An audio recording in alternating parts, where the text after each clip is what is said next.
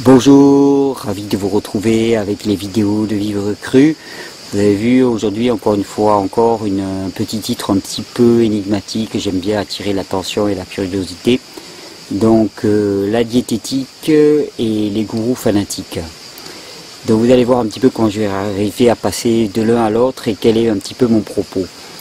Donc moi il me semble qu'en termes d'alimentation il y a deux types d'approches pour faire globalement. Il y a l'approche restrictive et l'approche non restrictive.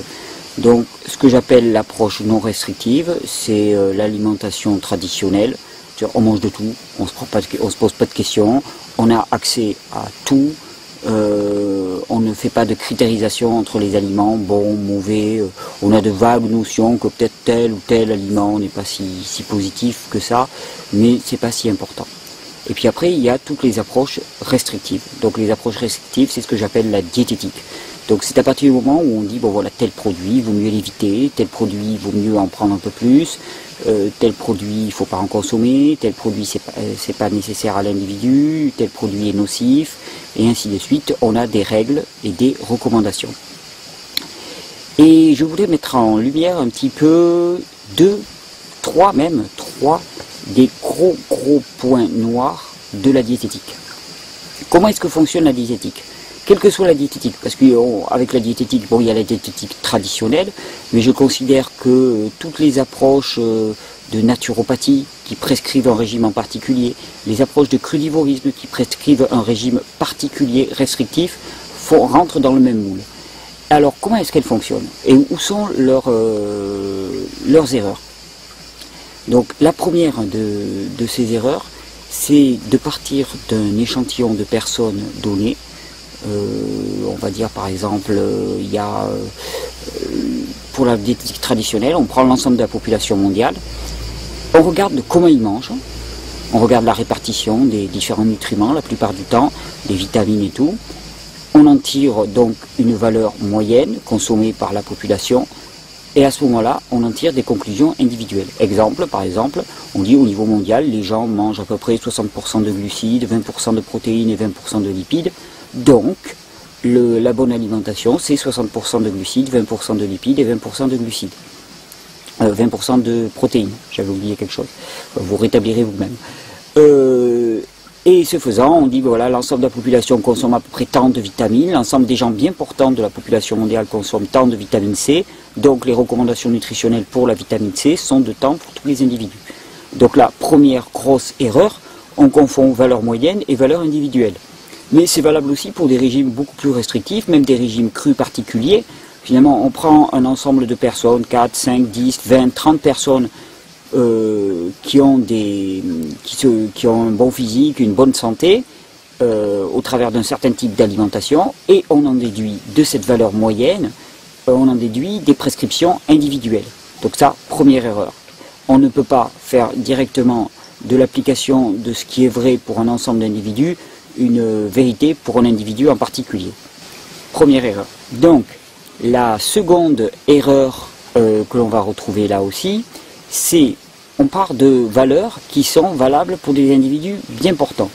Et on se dit, eh bien, ce qui est valable pour des individus bien portants est valable pour tout le monde, y compris les gens en mauvaise santé. Disons que ce qui est bon pour un individu sain est bon pour un individu malade.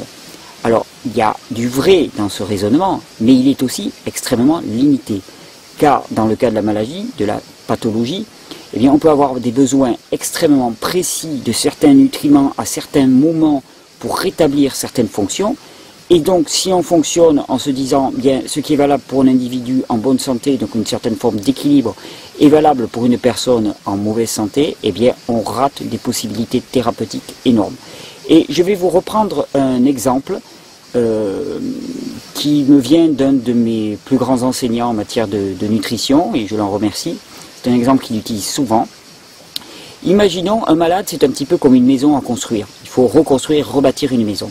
Donc imaginons qu'on ait une maison à construire, et à ce moment-là, on nous dit, voilà, vous avez une année pour reconstruire cette maison, et pour commencer les fondations, au lieu de vous donner ce qu'il vous faut pour faire les fondations, on va vous donner chaque jour 1/360e de tout ce qu'il faut pour faire la maison. Donc c'est-à-dire que chaque jour on va recevoir un petit seau de ciment, un quart de seau de sable, 2-3 briques, une tuile ou deux, un petit peu de mortier, quelques fils électriques, un demi-volet et ainsi de suite. Voilà. Et puis débrouillez-vous avec ça. Quand est-ce qu'on va pouvoir commencer à reconstruire la maison? Eh bien au bout d'une année, quand on aura rassemblé tout ce qu'il fallait pour lancer les premières fondations. Donc pensez qu'un individu en mauvaise santé a exactement besoin de l'équilibre d'un individu en bonne santé pour se rétablir, il me semble que c'est un raccourci idéologique qui est totalement faux. Donc faire attention à cette notion-là. Donc les deux premières erreurs, je vous les rappelle, penser que d'une valeur moyenne, on peut en tirer des recommandations individuelles. Et la deuxième, ça serait finalement de penser que ce qui est valable pour l'individu en bonne santé l'est aussi pour un individu en mauvaise santé. On remarque que le corps a besoin de certaines quantités complètes de certains nutriments pour lancer certains processus. Ça a été particulièrement remarqué par les pionniers de l'instinctothérapie, qui remarquaient que certaines personnes ne mettaient en place des processus thérapeutiques qu'après avoir consommé des doses parfois impressionnantes d'un certain type d'aliments qui comportaient un certain type de nutriments, des doses qui seraient qualifiées de antiphysiologiques par la diététique normale, antiphysiologique car non observé chez la moyenne de la population en bonne santé. Effectivement, non observé, ça paraît normal. Quelle est la troisième erreur que l'on donne aussi? C'est que quand on donne des recommandations thérapeutiques, on va dire par exemple, il vous faut 60% de glucides, 20% de lipides et 20% de protéines. D'accord, mais 60% de glucides. De quoi parle-t-on? On parle de glucose, on parle de fructose, on parle de lévulose, on parle de ribose. De quoi parle-t-on? Parce que ces sucres n'ont pas du tout les mêmes fonctions au niveau du corps. Par exemple, si on prend le glucose, c'est vraiment ce qui nous fournit l'énergie. C'est de la pure énergie, le glucose, c'est de l'énergie concentrée. Mais si on considère par exemple le ribose sert à la construction des fibres nerveuses et sert même à l'élaboration de la structure de l'ADN. Donc on voit bien que les fonctions qui sont endossées par ces différents sucres sont complètement différentes. Et tous les sucres ne fournissent pas de l'énergie. Le fructose de mémoire, j'ai retrouvé mes esprits, donc c'est le lactose qui sert à l'élaboration des fibres nerveuses et le ribose sert à l'élaboration même de notre chaîne d'ADN. Donc vous voyez que entre un glucose, un ribose et un lactose, les fonctionnalités sont totalement différentes. Donc quand on dit 60% de glucides, de quoi parle-t-on exactement? Quand on dit 20% de protéines, alors là c'est encore plus vague, parce qu'il y a tellement d'acides aminés en jeu qu'on peut vraiment pas de 20% de protéines en déduire une application individuelle. Donc voilà les trois grandes erreurs, il me semble, de toute recommandation nutritionnelle de type diététique restrictive. C'est que premièrement, on en déduit des valeurs moyennes, des valeurs individuelles. Deuxièmement, on part du principe que les individus bien portants sont un exemple pour les individus en mauvaise santé. Et troisièmement, c'est que les recommandations sont tellement vagues qu'elles n'ont aucune application individuelle possible, efficace, on va dire. Et donc là, on rencontre vraiment bien le problème de tous ces régimes restrictifs. Mais pourquoi est-ce qu'ils marchent, ces régimes restrictifs? Mais pourquoi en même temps est-ce qu'ils sont dangereux? Je vais vous expliquer ça avec un petit exemple. On prend un individu qui mange une alimentation traditionnelle, non restrictive, c'est-à-dire qu'il ne fait pas de catégorisation entre les aliments, et il dit, bon voilà, je mange de tout. Et puis cet individu tombe malade. Donc là il commence à faire des recherches. Maintenant avec Internet, il lance tout de suite le nom de sa maladie. Très rapidement, il tombe sur des sites alternatifs qui lui proposent le régime de un tel, le régime de un tel, l'approche thérapeutique de un tel, par la nourriture la plupart du temps, et quasi uniquement, souvent même. Et donc il y adhère, et ce faisant, il souvent même, mais assez souvent, on va dire, avec un peu de chance, avoir une rémission des symptômes. Donc il est ravi, et il en déduit que finalement c'est bon pour lui, qu'il peut continuer là-dessus. Mais alors, vous allez voir où est-ce que le bas blesse, et je vais vous donner un exemple clair. Imaginons par exemple une personne qui a une maladie de type cancéreuse. Et on sait que dans les cancers, par exemple, la viande cuite est un facteur aggravant extrême. Et cette personne, finalement, décide, lors de la découverte de son cancer, de passer à une alimentation végétarienne, classique, on va dire, végétarienne ou végétalienne. Donc, il y a suppression de la viande. Suppression de la viande, bon, qui était nocive à l'état cuit. Déjà, on ne sait pas à l'état cru, mais bon, peu importe. Suppression de la viande, donc suppression, limitation des symptômes, et on va dire dans le cas idéal, suppression des symptômes, la personne va mieux. Immédiatement, elle recouvre de sa maladie. Mais ce faisant, comme elle ne consomme plus de viande, elle va se mettre à consommer des céréales en plus grande quantité, des produits laitiers en plus grande quantité. Or, on sait parfaitement que parmi les céréales, il va consommer avec le plus grande chance des céréales à gluten, et donc ces céréales sont responsables d'énormément de maladies, on le sait de plus en plus, de dégénérescence nerveuse. Les produits laitiers sont extrêmement allergènes et causent des gros problèmes aussi. Donc voilà, le problème c'est que quand on prend un régime restrictif par rapport au régime traditionnel, on supprime certaines causes de maladies, mais ce faisant, puisque de toute façon il nous faut quand même une ration calorique suffisante, on augmente certains apports de certains types d'aliments. Et ce faisant, on ne sait pas où on s'engage. On ne sait absolument pas où on s'engage. Et comme toutes les théories diététiques ne sont pas complètes, il est impossible de faire une prescription. Parce qu'on pense qu'on a une compréhension de la physiologie. Donc on se dit, ben voilà, si j'ai tel nutriment, eh ben j'ai tout ce qu'il me faut. Donc il n'y a pas de question à se poser. Mais notre connaissance des nutriments essentiels pour le corps humain, elle est extrêmement parcellaire. Nos théories sont complètement incomplètes. Donc, partir de observation, diagnostic, et puis ensuite donner des préceptes incontournables, c'est extrêmement dangereux parce qu'il y a le problème de la théorie incomplète. Notre connaissance du corps humain est incomplète, on le voit d'année en année, il y a de plus en plus de découvertes, donc fatalement, on rate quelque chose. On rate quelque chose. Et c'est pas parce que quelque chose marche sur certains individus que ça marche sur les autres. Ce n'est pas parce que quelque chose marche sur certains individus pendant 20 ans qu'il n'y a pas des troubles et des déséquilibres qui se passent. Et donc, on va droit à la banqueroute. Tant qu'une théorie n'est pas complète, donner des préceptes axés sur cette théorie est extrêmement dangereux. Vous allez me dire, ben, il n'y a pas de théorie complète du corps humain, de la physiologie humaine. On en découvre chaque jour. Donc c'est pour ça que je m'oppose un petit peu à l'idée de précepte. Alors vous allez être surpris parce que vous allez vous dire, ah bah, à ce moment-là, il nous recommande de retomber dans l'alimentation traditionnelle. Et bientôt, Vivre Cru, ça va être les recettes de pot-au-feu et de coq au vin. On n'en est pas là. Je vous rassure, on n'en est pas là. Ce qui est évident pour moi, au travers de toutes ces années de cheminement, si vous regardez un petit peu les vidéos précédentes, celles que sur mon parcours aussi, vous avez vu que j'ai cheminé à travers pas mal d'approches diététiques et de santé. Ce qui est évident pour moi, c'est qu'il n'y a aucun nutriment dans l'alimentation cuite qui ne soit présent dans l'alimentation crue. C'est-à-dire que, et a fortiori, il y a des nutriments qui sont présents dans l'alimentation crue qui ne sont pas présents dans l'alimentation cuite. Donc, il n'y a rien qui puisse vous manquer en termes physiologiques si vous passez d'un régime classique, cuit, non restrictif, à un régime cru, non restrictif. Vous voyez où je veux en venir? Ce qui est important pour moi, c'est vraiment de se dire que tous les préceptes alimentaires sont extrêmement dangereux.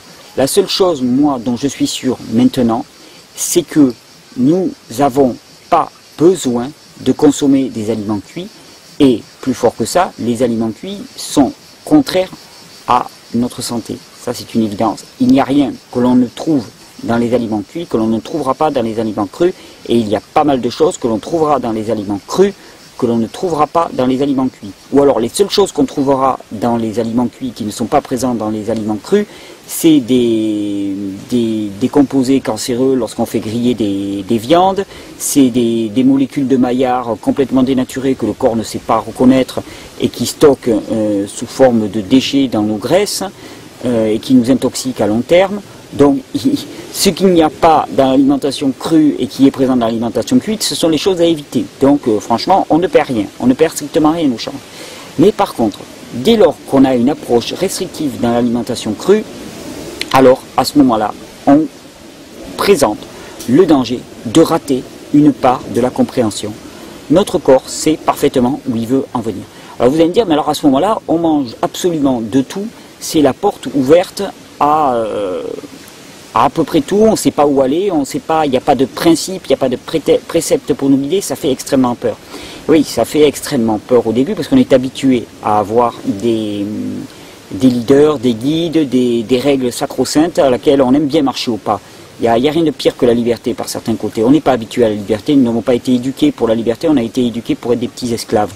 Donc c'est très difficile de reprendre un petit peu son libre arbitre et sa capacité à décider pour soi-même. Très très difficile et très angoissant, ça lève beaucoup de choses. Mais alors, est-ce qu'on va tester à peu près tout? Je vais vous le faire en bref, on en a déjà parlé lors des dernières vidéos. Non, on peut avoir quand même des guides, on peut tester à peu près tout. Hein. C'est ce qu'ont fait les pionniers de l'instinctothérapie, par exemple. Ma conviction actuelle, à partir des observations que j'ai faites autour de moi, énormément de personnes, mais c'est ma conviction personnelle que je ne fais que partager avec vous, et je vous demande d'en faire l'expérience, c'est que en s'inspirant du régime alimentaire spontané des espèces animales les plus proches de nous, à savoir le chimpanzé, le bonobo, les grands singes primates, on a des bons renseignements sur ce que pourrait être le cadre dans lequel s'exprimerait notre instinct. Quel est le cadre dans lequel finalement notre ADN et donc toute notre physiologie a été élaborée il y a plus de 16 millions d'années. Donc ce cadre, c'est un cadre dans lequel finalement abondent les végétaux verts, donc les feuilles, ce qu'on appelle les feuilles vertes généralement, donc c'est les végétaux verts chargés de minéraux et de chlorophylle, et les fruits frais en abondance, avec accessoirement et de manière ponctuelle en fonction des besoins, recours à des produits animaux simples, de type œufs, insectes. De temps en temps, en période de disette, il y avait recours à des racines, mais les racines n'étaient vraiment que des moyens de subsistance et non pas un aliment de premier choix. Donc voilà un petit peu des guides qui peuvent nous guider sans être restrictifs, c'est juste du pragmatisme. Mais libre à nous d'essayer autre chose. On verra aussi les conséquences que ça a sur nous.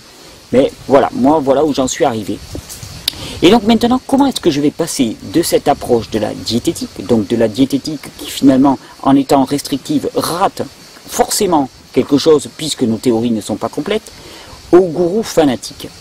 Eh bien, vous vous souvenez, on a déjà parlé plusieurs fois du fonctionnement de l'instinct, mais un instinct, quand il s'exprime, il y a une conséquence qui est le plaisir. Le plaisir est une conséquence de l'assouvissement de l'instinct, d'une nécessité vitale. C'est un petit peu comme un signe, un marqueur qui nous indique que finalement, on a fait un bon choix. Le plaisir est là un petit peu pour sanctionner de manière positive un choix adapté. De la même manière, le non-respect d'un besoin instinctif se traduit par une angoisse de mort. Une angoisse de mort puisque le corps reçoit au niveau inconscient, ce sont des contenus inconscients. Au niveau conscient, on ne pense pas comme ça. Mais ça va venir de façon imagée, de façon figurative à notre conscient. Mais au niveau inconscient, c'est une angoisse de mort lorsque l'instinct n'est pas respecté. Et que se passe-t-il dans les régimes restrictifs? Dès lors que l'on rentre dans un régime restrictif, on voit immédiatement apparaître, ça et là, des personnes qui sont extrêmement zélées, voire fanatiques, pour un type de régime ou un autre. Elles ne peuvent pas s'empêcher de crier sur tous les toits, elles ne peuvent pas s'empêcher d'être agressives vis-à-vis des autres. Mais quelle est mon explication à ce phénomène-là, les gourous fanatiques? C'est tout simplement que dans l'approche qu'ils ont suivie, il y a des points certainement très positifs, mais il y a aussi des points dans lesquels leur corps manque physiologiquement, instinctivement, de certains nutriments, de certains apports. Donc le corps leur envoie immédiatement de manière inconsciente des signaux d'alerte qui s'apparentent de très près à l'angoisse de mort. Vous imaginez, il y a l'angoisse de mort qui remonte en ces personnes, qui remonte en nous, on va dire, puisqu'on va s'identifier à une de ces personnes. Il y a une angoisse de mort qui remonte en nous. Alors qu'est-ce qu'on peut en faire de cette angoisse de mort? Eh bien, deux choses. Soit on y cède, et à ce moment-là, on retourne vers l'alimentation traditionnelle, cuite, dans laquelle on a pas mal de sécurité, pas mal de connaissances, et finalement la plupart des nutriments seront remplis. Et puis qui plus est, si les angoisses de mort remontaient quand même, parce que tous les nutriments ne sont pas remplis, notre approche est validée par la tradition et par la sagesse populaire. Mange ta soupe, tu auras des forces, mange du beefsteak pour développer des muscles et ainsi de suite. Donc on peut s'appuyer là-dessus et on va au-delà de ces angoisses. Par contre, si on n'y cède pas, quelle est notre seule attitude? Si on ne change pas notre manière de nous nourrir et que finalement on ne respecte pas cet instinct, notre angoisse de mort, elle remonte. La seule solution, c'est de se rigidifier intérieurement, de se fermer à cette perception et de devenir de plus en plus dur dans notre approche, de plus en plus intégriste, de plus en plus systématique. Et ce faisant, on remarque obligatoirement qu'on en vient finalement à avoir une forme de détestation vis-à-vis de ceux qui ne font pas autrement. C'est presque une détestation inconsciente parce qu'on voit, quelque part, il y a une part de nous-mêmes qui reconnaît que dans les autres, il y a quelque chose qui nous manque, mais comme on ne veut intellectuellement pas le reconnaître au niveau conscient, alors à ce moment-là, on se rigidifie et on les rejette. C'est le seul moyen de se prémunir contre ces appels instinctifs réels, donc des vrais besoins, des mauvaises réponses. On se rigidifie et on devient un gourou fanatique. On commence à insulter les autres, à les prendre à partie, à ne pas pouvoir s'empêcher dès lors qu'on va dans un repas de faire l'apologie de son approche alimentaire, de son approche en matière de santé. On n'entend que nous, on est toujours en train de la ramener, de donner des leçons aux autres. Et ça, c'est très très mauvais signe. Dès lors que l'on commence à donner des leçons aux autres, c'est très mauvais signe. Ça veut dire qu'il y a un état de frustration qui est apparu en nous. Donc attention, c'est un très bon signe de votre niveau de frustration si vous vivez les choses très cool, sans donner de leçons à personne. On a une responsabilité quand même à assumer. C'est-à-dire que si on nous interroge et que nous pensons vraiment avoir une approche qui peut aider la personne en face, alors il est de notre devoir de témoigner. Témoignage. Témoignage ne veut pas dire imposer. C'est-à-dire témoignage, c'est on nous interroge, on y répond. Mais de là à finalement arriver à agresser les autres, les interpeller, c'est tout autre chose. Donc c'est un très très bon indicateur, je pense, de notre état de frustration.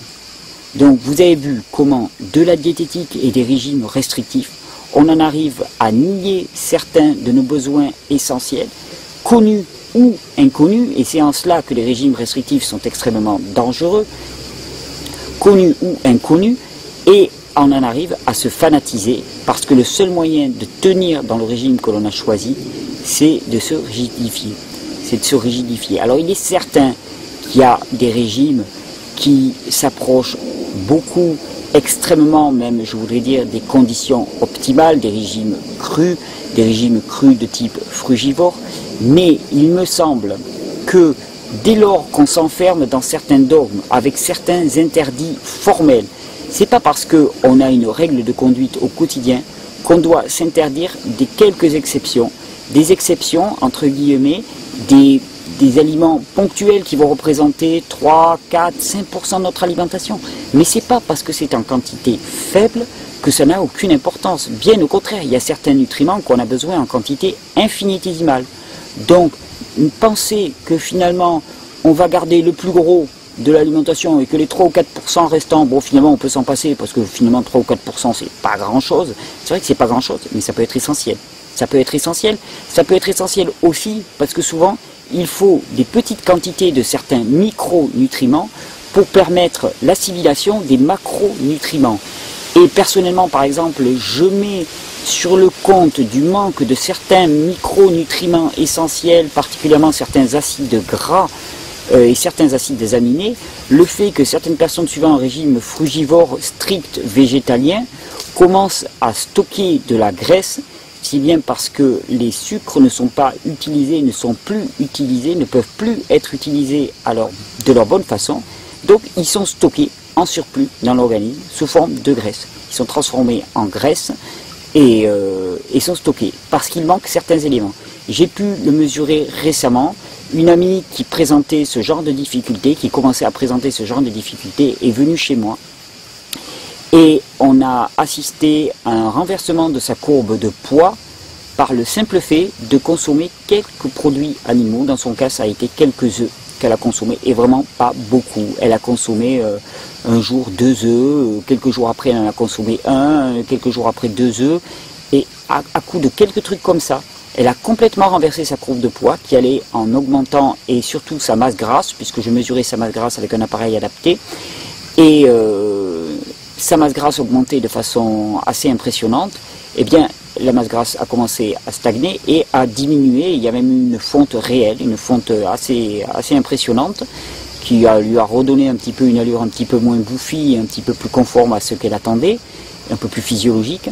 Donc, il me semble que toute approche trop restrictive est extrêmement dangereuse. Cette personne-là, par exemple, en est arrivée à la conclusion. Elle m'a dit donc, au quotidien, je vais généralement pas changer grand-chose à ce que je faisais, mais penser de temps en temps à tester certains produits animaux, certains autres produits, à me donner la chance de voir ce que mon corps me dit. Ce que mon corps me dit, et lui seul saura vous le dire. Si, quand vous sentez une odeur d'un aliment cru auquel vous n'êtes pas habitué, d'un seul coup, ça fait tilt à l'intérieur de votre tête, si le corps ne pense plus qu'à une chose, c'est à le manger parce que vous salivez, alors là, c'est un bon signe. C'est que peut-être ce produit-là, il vous en faut. Et ça ne veut pas dire que vous allez devoir vous engouffrer. On fonctionne souvent, malheureusement, par tout ou rien. C'est-à-dire, soit on consomme pas du tout de viande, soit on consomme énormément de viande. Mais c'est complètement ridicule. C'est qu'on est tellement habitué à avoir des règles qu'on saute de l'une à l'autre et on ne connaît pas la flexibilité, l'écoute, le respect de nos besoins, mais l'écoute silencieuse, l'écoute soumise un peu d'une certaine manière à notre physiologie. C'est ce à quoi je vous encourage sans cesse, vraiment sans cesse. Inspirez-vous des expériences des autres, inspirons-nous des expériences des autres, mais tirons-en aussi nos propres lois sur notre propre physiologie car nous sommes des individus uniques. Je vous souhaite encore et toujours de belles découvertes. J'espère que cette vidéo vous aura été utile. Rien de bien révolutionnaire, mais certains échanges récents avec des amis m'ont poussé à la faire. Je vous souhaite une très belle journée, très belle soirée sur l'endroit où vous vous trouvez. Et à très bientôt avec les vidéos de Vivre Cru.